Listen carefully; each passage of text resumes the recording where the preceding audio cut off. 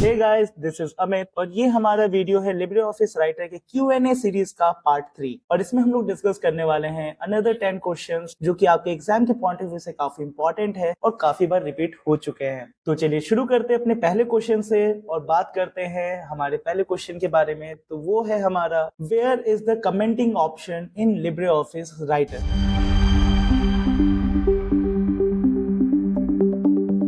यहाँ पे बात करी जा रही कमेंटिंग ऑप्शन के बारे में। तो देखिए, मैंने ऑलरेडी इससे पहले मेन्यू से रिलेटेड डिस्कशन कर रखे हैं कि आप कैसे ऑप्शन को एलिमिनेट कर सकते हो। तो देखिए, फाइल मेन्यू क्या होता है कि जिसमें हम फाइल से रिलेटेड सारे ऑप्शंस रखते हैं, जैसे कि हमने ओपन करना, सेव करना, न्यू कोई फाइल क्रिएट करना हुआ, ये सारी चीजें आपके फाइल्स में होती हैं। एडिट में अल्ट्रेशन, मॉडिफिकेशन से रिलेटेड ऑप्शंस होते हैं। फॉर्मेट में आप किसी तरह के टेक्स्ट या अपने पेज के फॉर्मेट पे किसी तरह की एडिटिंग करना चाहते हो, उससे रिलेटेड ऑप्शंस होते हैं। और इंसर्ट में वो सारे ऑप्शंस आपको मिलेंगे जो हम पेज पे लेकर के आना चाहते हैं। तो बेसिकली अब यहाँ पर अगर एलिमिनेट करने की बात करें तो फाइल को यहाँ से हम एलिमिनेट कर सकते हैं और यहाँ पे फॉर्मेट को हम डायरेक्टली एलिमिनेट कर सकते हैं। अब बचा बी और डी। तो सर आपने कहा कि एडिट की बात कर रहे हो आप, तो एडिट जो है वो भी इग्नोर कर सकते हैं क्योंकि यहाँ पे कमेंट की बात करी जा रही है। कमेंट तो हम इंसर्ट करते हैं। आप लोग को इस बात पे जरूर ध्यान रखना है कि क्वेश्चन में वर्डिंग्स क्या है। अगर बात करें कमेंटिंग ऑप्शन सिर्फ यहाँ पे कह रहा है तो यहाँ पर एडिट और इंसर्ट आपके पॉइंट ऑफ व्यू से तो सही है, क्योंकि हम अगर यहाँ पे राइटर पे देखें तो एडिट में भी हमें यहाँ पे कमेंट देखने को मिलता है और इंसर्ट में भी हमें जो है कमेंट देखने को मिलता है। बट क्वेश्चन में कहीं भी आपको ये नहीं कहा गया है कि आपको जो है कमेंटिंग ऑप्शन को इंसर्ट करना है, जिस हिसाब से आपका सही आंसर होगा एडिट मेन्यू। जब अगर यहाँ पे इंसर्ट की बात करी जाए कि हम कमेंट को जो है इंसर्ट करें, तब यहाँ पे आपका आंसर इंसर्ट होगा। बाकी आप अपने जवाब जो है हमारे कमेंट बॉक्स में जरूर देते रहें। बढ़ते हैं अपने नेक्स्ट क्वेश्चन पे। तो हमारा नेक्स्ट क्वेश्चन है the release date of Libre office.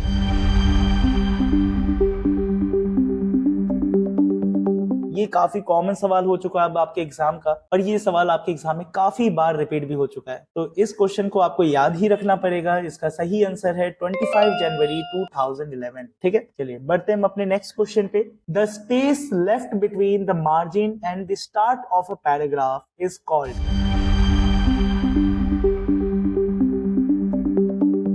यहाँ पे बात करी जा रही है कि जब भी हम अपने पैराग्राफ पे काम कर रहे होते हैं तो लेफ्ट तरफ से जो हमारी मार्जिन और जो पैराग्राफ स्टार्ट करने के बीच का जो स्पेस होता है उसे क्या कहा जाता है। तो इसके लिए मैं यहाँ पे पेंट ओपन कर लेता हूँ आपको समझाने के लिए। तो जैसे कि हमारे पास एक पेज दिख रहा होगा और इसमें हम लोग जो है एक और यहाँ पे बॉर्डर बना देते हैं। अब आप यहाँ पर ध्यान से देखेंगे तो आपको देखने को मिलेगा कि हमारे पास एक इंटरनल बॉर्डर है और यहाँ पे हमारे पास एक एक्सटर्नल बॉर्डर है, जिसे यहाँ पे कहा जाता है मार्जिन। ठीक है, और यहाँ पे बात अगर करता हूँ मैं टेक्स्ट की, तो यहाँ पर आपको अगर मैं दे दूं कि हमने कुछ एक टेक्स्ट लिखा है और बात करते हैं अब इसके स्पेसिंग की, तो टेक्स्ट और ये बॉर्डर की दूरी को यहाँ पे हम लोग कहते हैं पैडिंग। ठीक है, पैडिंग कहा जाता है। आई होप कि आपको क्लियर हो गया होगा। अब मैं जरा इस पेज को पूरा जो है फिलहाल के लिए डिलीट कर देता हूँ। अब यहाँ पे गटर का भी मतलब समझ लीजिए क्या होता है। जैसे मान लीजिए मेरे पास एक ये पेज है और एक ये पेज है हमारे पास। ठीक, और कभी आपने देखा होगा कि जब बुक बाइंडिंग होती है या स्पाइरल करी जाती है तो उस समय हमें कुछ स्पेस छोड़ने होते ताकि उस जगह पे हम क्या कर सकें, यहाँ पर किसी तरह की बाइंडिंग के लिए स्पेस छोड़ सके। तो ये हमारा दोनों जो सेक्शन है ये हो जाएगा हमारे गटर के लिए। ठीक है, जिसमें हम बाइंडिंग या स्पाइरल के लिए कुछ जगह छोड़ सकते हैं। अब यहाँ पे थोड़ी देर के लिए आ जाते हैं राइटर पे, ताकि मैं आपको स्पेसिंग और इंडेंटेशन के भी बारे में बता सकूं। तो जैसे कि मैं यहाँ पे एक पैराग्राफ रन कर लेता हूँ, DTF3 इसका शॉर्टकट होता है, और यहाँ पे कुछ लाइन्स हम क्रिएट कर लेते हैं इस तरीके से। 4 लाइन काफी होगी और इसे मैं जो है यहाँ से रिमूव कर देता हूँ। फिलहाल ये जो पोर्शन है मेरा, इसमें अगर मैं किसी तरह की स्पेसिंग देता हूँ तो आप देख सकते हो कि कैरेक्टर के बीच में, यानी कि जो हमारी 2 लाइन्स हैं उन दोनों के बीच में ये स्पेसिंग दे रहा है, पहले और दूसरे लाइन के बीच में, और यहीं से जो हम स्पेसिंग घटा सकते हैं। और इंडेंटेशन होता है कि मार्जिन और जहां से पैराग्राफ शुरू हो रहा है उसके तरफ से, यानी कि लेफ्ट की तरफ से हम जो स्पेस छोड़ रहे हैं, देख सकते हो आप, मैंने यहाँ से इंडेंटेशन दे दिया। ठीक है, इंडेंटेशन और स्पेसिंग के दोनों ऑप्शंस आपको प्रॉपर्टी में जो है मिल जाएंगे। तो इस क्वेश्चन के हिसाब से अब आप बताइए कि क्या आपका आंसर सही होना चाहिए। तो ऑप्शन वाइज अगर एलिमिनेट करें तो स्पेसिंग एलिमिनेट हो गया, गटर क्योंकि हम यहाँ पे बाइंडिंग या किसी स्पेस को छोड़ने की बात नहीं कर रहे हैं तो इसे भी एलिमिनेट कर देंगे, मार्जिन को भी यहाँ पे एलिमिनेट हम कर देंगे। तो अब हमारा बच गया आंसर इंडेंटेशन। ठीक है, जो कि आपके लेफ्ट की तरफ से और मार्जिन जो है दोनों ही जो है आपके लिए प्रोवाइड करता है। बढ़ते अपने नेक्स्ट क्वेश्चन पे। तो if you want to share a document and you want people to just see and not edit it, then who should you use.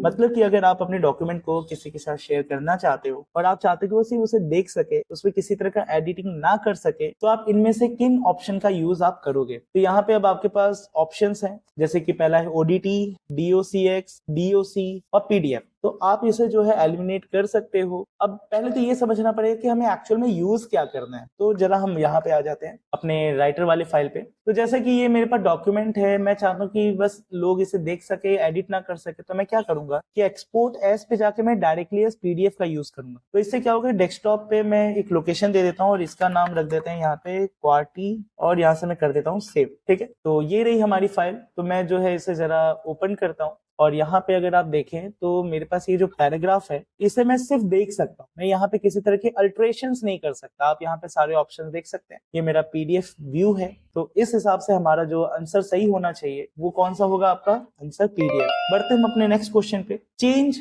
The dash to create a document in wide format.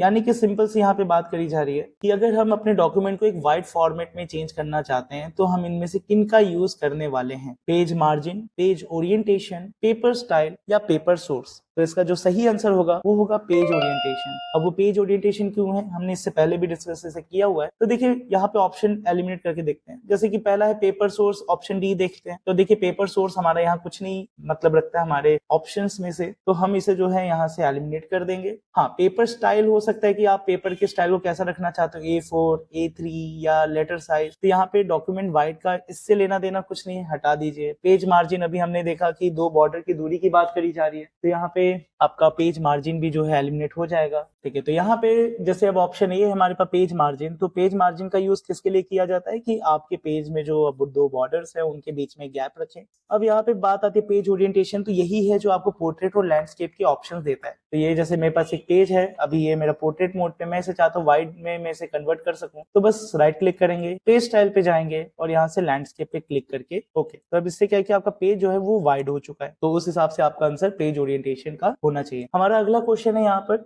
A character that is raised and smaller above the baseline is known as.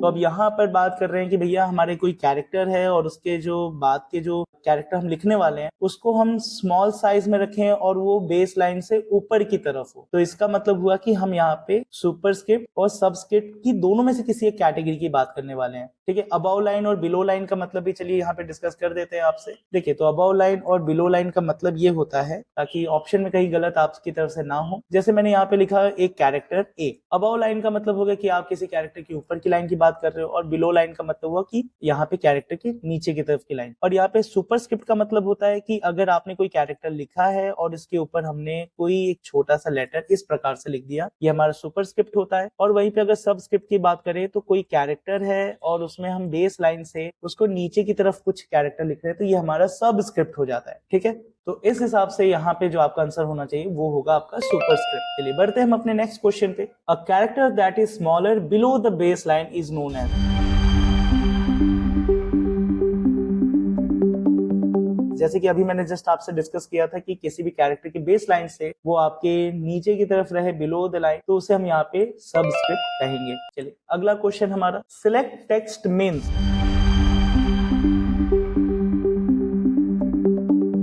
Selecting क्या है, मतलब अगर हम कोई text select करते हैं तो इसमें से आपके कौन से ऑप्शन सही होंगे। यहाँ पे सिलेक्ट करने का मतलब क्या है कि पूरा सेंटेंस सिलेक्ट कर सकते हैं, या किसी पूरे पर्टिकुलर वर्ड को सिलेक्ट कर सकते हैं, या पूरे होल डॉक्यूमेंट को जो है हम लोग यहाँ पर सिलेक्ट कर सकते हैं। तो उस हिसाब से देखा जाए तो यहाँ पर जो है आपका, मैंने एक पैराग्राफ जो है रन कर दिया है। अब जैसे देखा जाए तो मैं पूरे डॉक्यूमेंट को सिलेक्ट करना चाहूँ, भाई पॉसिबल है। मैं किसी एक सेंटेंस को सिलेक्ट करना चाहूँ तो ये भी पॉसिबल है। मैं किसी वर्ड को सिलेक्ट करना चाहूँ ये भी मेरे लिए पॉसिबल है। तो बस यहाँ पे इस हिसाब से आपका आंसर होना चाहिए ऑल ऑफ द अबव। हम यहाँ पे हर एक चीज को जो है सिलेक्ट कर सकते हैं। चलिए अब बात करते हैं क्वेश्चन नंबर 9 की, which operation you will perform if you need to move a block of the text.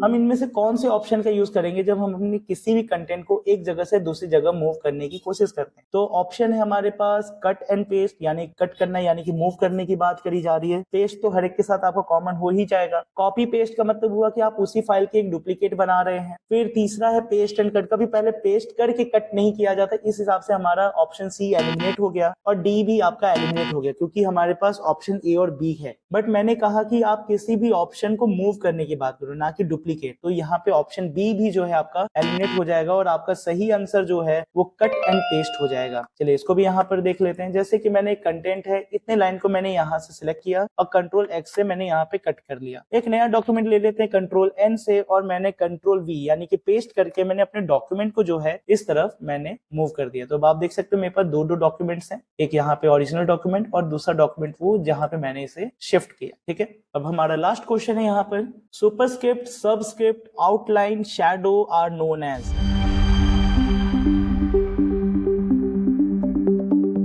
हाँ भाई, अब ये जो सुपरस्क्रिप्ट, सबस्क्रिप्ट, आउटलाइन, शैडो, ये सभी चीजें हम करते हैं, ये किस चीज के लिए किए जाते हैं? टेक्स्ट इफेक्ट के लिए किए जाते हैं कि फॉन्ट इफेक्ट के लिए किए जाते हैं या फॉन्ट स्टाइल्स के लिए किए जाते हैं या इन सभी के लिए किए जाते हैं? तो इसका जो सही आंसर होगा वो होगा हमारा टेक्स्ट इफेक्ट, क्योंकि जो हम यहाँ पर टेक्स्ट बनाते हैं, जैसे ही चलिए कि यहाँ पे मैंने टेक्स्ट को सिलेक्ट किया, इसे मैं चलिए बोल्ड कर रहा हूँ, चलिए इसमें किसी कैरेक्टर को मैंने सिलेक्ट करके इस तरफ से मैंने सुपरस्क्रिप्ट लगा दिया, किसी कैरेक्टर को सिलेक्ट करके मैंने यहाँ से सबस्क्रिप्ट लगा लिया। हमारे पास और भी ऑप्शंस होते हैं, जैसे कि फॉर्मेट में आप जाएंगे तो कैरेक्टर्स के ऑप्शंस हैं, यहाँ पे भी आपको फॉन्ट इफेक्ट्स में या हाईलाइटिंग से रिलेटेड बहुत सारे टर्म्स मिलते हैं। जैसे बॉर्डर है, मैं किसी वर्ड पे बॉर्डर लगाना चाहता हूँ तो यहाँ पे बॉर्डर अप्लाई हो गया, एटसेट्रा। ये सभी चीजें हमारे टेक्स्ट इफेक्ट की कैटेगरी में आते हैं। फॉन्ट इफेक्ट्स क्या होते हैं कि हम किसी फॉन्ट को किस स्टाइल में रख रहे हैं, यहाँ पे ये हमारे फॉन्ट इफेक्ट्स कहलाएंगे। ठीक है, फॉन्ट स्टाइल्स क्या होंगे कि हमने किसी को सिलेक्ट किया, उसको हमने रंग बिरंगा कर दिया, भाई टेक्स्ट का बैकग्राउंड सेट चेंज कर दिया, इनके बीच में हमने किसी तरह के स्पेसिंग दे दी, ये हमारे जो है फॉन्ट स्टाइल कहलाएंगे। तो इस हिसाब से हमारा जो सही आंसर होना चाहिए वो होगा आपका text effect. So I hope कि आपको ये 10 क्वेश्चन समझ में आ गए होंगे और हमारे साथ साथ जो है आप कमेंट बॉक्स में आंसर देते रहा करिए। मिलते हैं फिर से एक और नए वीडियो के साथ जिसमें हम लोग डिस्कस करेंगे और भी 10 नए बेहतरीन क्वेश्चंस को, ताकि हमारा एग्जाम में कोई भी क्वेश्चन छूटने ना पाए। तो आज की वीडियो के लिए बस इतना ही, तब तक के लिए बाय बाय।